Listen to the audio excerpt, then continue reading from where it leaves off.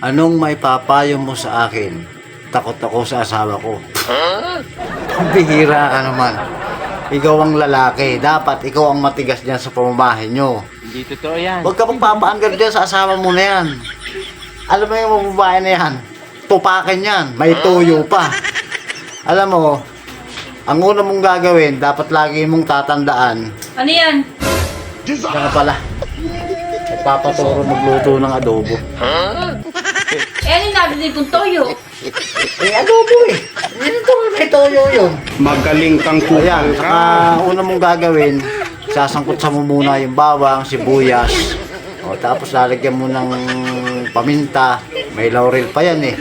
Bahala ka na kung anong gusto mo. Manok, baboy, o baka. Bahala ka na. Mamaya na lang natin ituloy. Delikado.